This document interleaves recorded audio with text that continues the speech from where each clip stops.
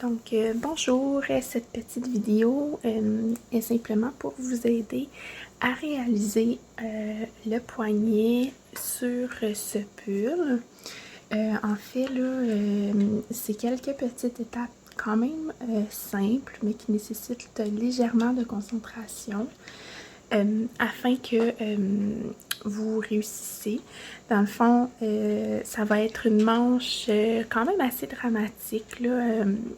On peut dire ballon, donc une manche qui a quand même beaucoup d'aisance avec un rang de diminution sur chaque maille. Ensuite, on met les mailles en attente ainsi. Là, j'ai fini par mon rang de diminution. Ensuite, on relève les mailles à part, donc on coupe le fil qui est après la manche, puis on monte des mailles, pardon, afin de tricoter notre bande. Une fois que vous avez atteint la mesure de la bande préconisée dans le patron, je vous conseille de comme vous l'essayer sur vous-même. Puis que ça soit pas trop serré comme ça, tu sais, que toutes les mailles soient étirées. Il faut vraiment que ça soit un confort, que vous soyez capable de bouger. Parce que, dans le fond, le but, c'est que le poignet soit bien ajusté, mais qu'il bouge pas, tu sais, qu'il bave pas ou qu'il soit trop serré, comme ça, on serait pas capable de rentrer notre poignet, là. C'est pas ça le but, vraiment, c'est que vous soyez capable de rentrer confortablement votre main dans le poignet de votre chandail. Donc, moi, j'ai tricoté déjà ma bande, je l'ai tricotée hier soir. Donc, comme vous pouvez voir, c'est une bande en côte avec un petit point de dentelle là, qui se retrouve aussi au niveau des épaules. Donc, une fois terminé, vous devez terminer sur un rang envers, ce qui veut dire que votre laine va se trouver prête à tricoter sur un rang endroit. Puis ça, c'est vraiment important parce que quand que vous avez tricoté votre bande, vous aviez glissé tout le temps une première maille, ce qui a fait comme une espèce de maille, une maille lisière vers l'intérieur. Puis vous avez toujours tricoté une maille à la fin. C'est dans ces mailles-là que on va relever des mailles pour, dans le fond, aller joindre, aller faire une couture à 3 aiguilles à votre manche. Donc, une fois le rang le rang envers terminé, on va prendre notre bande de poignet, puis on va prendre le bas qu'on va venir plier, donc endroit contre endroit. Puis le principe est assez simple. Je vais juste tasser mes balles. Le principe est assez simple. Dans le fond, c'est que on va aller rabattre chaque maille ensemble. C'est-à-dire, je vais aller piquer dans ma première maille de mon montage initial, ainsi que dans ma première maille de mon aiguille, puis je vais les tricoter ensemble. Donc, c'est parti. On va la tricoter, on s'assure de bien passer au travers des deux fils si vous travaillez avec un fingering et un moire. Donc là, ça ressemble à quelque chose du genre. Ce qu'on va faire, c'est qu'on va enlever l'aiguille, on va enlever la première maille tricotée sur l'aiguille derrière. Puis on va refaire la même chose pour la deuxième maille. Fait qu'on s'assure de bien piquer dans la maille du montage afin que ça soit bien aligné. Puis on enlève de l'aiguille. Donc là, on se retrouve avec deux mailles sur l'aiguille de droite. Ce qu'on va faire, c'est qu'on va aller passer la première par-dessus la deuxième. On fait attention aussi de ne pas rabattre trop serré parce que sinon ça va être trop tendu puis il n'y aura pas d'élasticité. Donc si vous avez peur de rabattre un peu trop serré, moi en ce moment j'ai tricoté ma bande de poignet avec des 3 mm. J'aurais pu prendre des 3,25 ou des 3,5 par exemple. Donc je continue à rabattre chacune de mes mailles.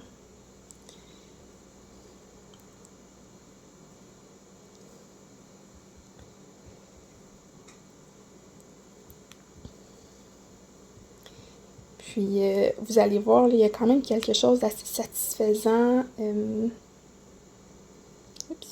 allez voir, il y a quelque chose d'assez satisfaisant là, en rabattant les mailles de cette manière.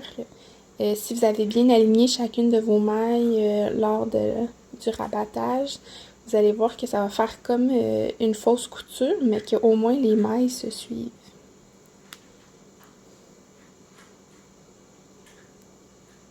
Je vais mettre ça sur pause et je vais vous revenir quand que tout va être terminé. Donc, je suis rendue à rabattre ma dernière maille. Tout simplement là, par-dessus la première. Donc là, il vous reste une maille. Je vais vous montrer sur l'endroit ce que ça a l'air. Sur l'envers, ça a l'air de ça. Déjà là, vous voyez que vos mailles s'alignent. Donc en théorie, sur l'endroit, vos mailles s'alignent également. C'est-tu pas assez beau? Donc ça fait une fausse couture sans avoir eu à coudre pour le poignet. Puis vous voyez là, il y a quand même une bonne élasticité. Je dirais même que mon rabat il est quasiment plus élastique. Mais il est autant élastique que mes côtes. Maintenant que j'ai terminé ça, là on se trouve sur l'envers. On va tourner notre poignet de côté afin de retrouver l'endroit. Juste bien placer mes fils. Donc là, il nous reste une maille. Puis, on va aller relever les mailles dans la maille, dans le fond, dans la maille qui se retrouve là sur le côté. Ce que je peux vous conseiller, en fait, ce serait de tricoter au travers de cette maille-là et de la maille qu'on a fait envers là. Donc, ça serait comme de passer, mettons, on voit un V ici, là. Ça serait de passer derrière le V. Donc, vous voyez, ça n'affecte pas la maille ici. Vous avez simplement passé entre les deux mailles. Donc, pour ma taille, moi, je dois relever 36 mailles parce que j'ai fait un rang de diminution, puis il me reste 36 mailles. Donc, je vais relever 36 mailles comme ça, environ 2 mailles sur 3, ça devrait faire.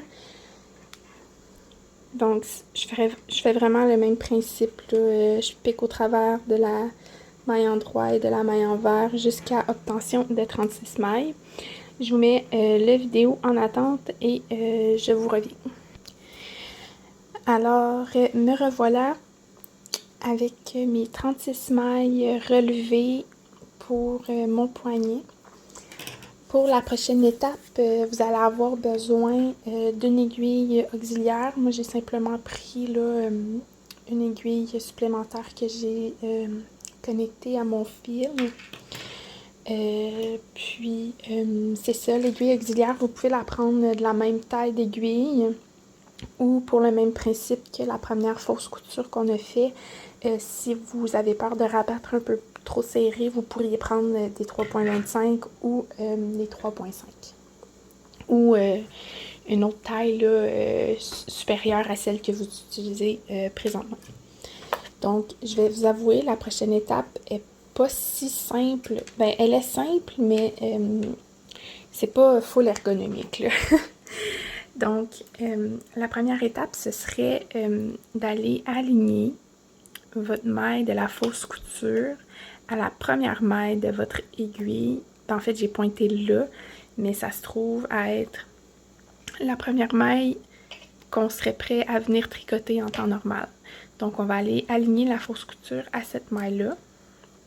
Donc, ce qu'on va devoir faire, c'est remettre dans le fond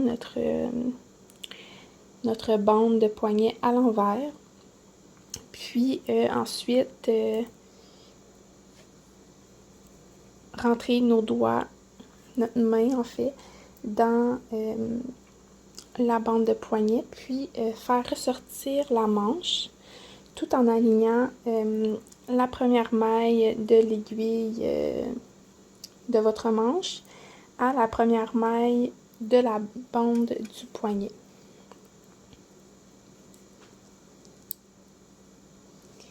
Faire ça comme ça. Assurez-vous aussi là, que vous ne tricotez pas avec les bouts de laine que vous avez coupés. Moi, ce que j'aime bien faire, c'est les rentrer vers l'intérieur.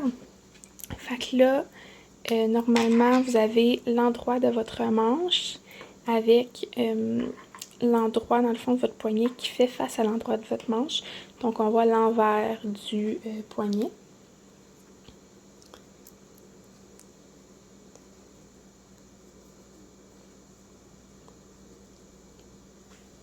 Puis, ce rabattage va être... il y a une petite étape de plus, en fait, du rabattage qu'on a fait initialement pour ici. C'est simplement pour conserver une bonne élasticité. Donc, il y a une étape supplémentaire à faire. En fait, ça se trouve à être l'étape qu'on retrouve dans le Jenny Surprisingly Stretchy Bind Off. C'est, dans le fond, on va venir tricoter la première maille de l'aiguille de la bande avec la première maille de l'aiguille de la manche, mais on va aller faire un jeté après, avant de tricoter la prochaine maille, puis on va rabattre le jeté et la première maille. En faisant ça, ça va aller donner comme un petit peu plus de tissu, un petit peu plus de fil à la bande pour que ça soit un peu plus élastique. Donc, c'est parti. Je vais vous montrer quelques mailles, là, ça ressemble à quoi. Puis ensuite, on va se retrouver pour la prochaine étape.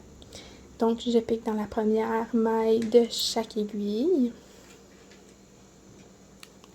Je tricote avec le bon fil. Et je retire de l'aiguille.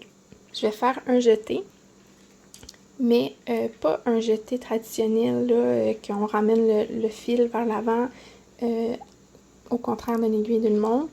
On va venir le faire comme ça. Donc, on va venir faire le jeté autour de l'aiguille, comme dans le sens d'une aiguille d'une montre. Ensuite, on tricote les deux prochaines mailles et on retire. Fait que là, je me retrouve avec 3 mailles. J'ai bien 3 mailles sur mon aiguille. Puis, je vais aller rabattre les 2 mailles par-dessus la première. Ce qui me donne à nouveau une maille. Je fais mon jeté et je tricote pardon, les prochaines mailles. Je me retrouve encore à 3 mailles. Oh, j'ai perdu le focus. Je me retrouve à nouveau avec 3 mailles et je rabats le jeté ainsi que la première maille. Donc, c'est aussi simple que ça. Je vais mettre la vidéo sur pause, puis pour continuer dans le fond mon rabat autour, puis on se revoit pour la finition. Et voilà, donc il me reste simplement la dernière maille à rabattre que j'ai rabattu normalement sans le jeter. Donc il reste une maille, je vais couper mes lignes. Puis simplement tirer un petit peu sur la dernière maille qui vous reste et passer le fil au travers. Donc, quand on retourne le poignet, ça a l'air de ceci. Donc, vous pouvez voir là l'effet fausse couture, faux pli que ça va donner. Puis aussi, craignez pas là, si vous voyez comme un trou qui s'est formé, c'est simplement parce que votre première maille de votre manche et la dernière, ils n'ont pas été tricotés une à la suite de l'autre en rond avec le même fil. Donc, en ayant coupé, vous avez quand même 2 fils ici. Moi, j'ai utilisé un des 2 fils afin de repasser, dans le fond, comme si je faisais une maille. Là. Donc, en refermant le trou, puis ça passe vraiment là, incognito là, c'est le marqueur pour mes nombres de rangs, mais regardez, ça paraît pas qu'il y a eu, c'est vraiment à cette place-là, ça paraît pas. Donc, voilà, après ça, tout ce qui va vous rester, c'est de rentrer vos fils. Puis, c'est ça, j'espère que la vidéo vous a été utile. À la prochaine!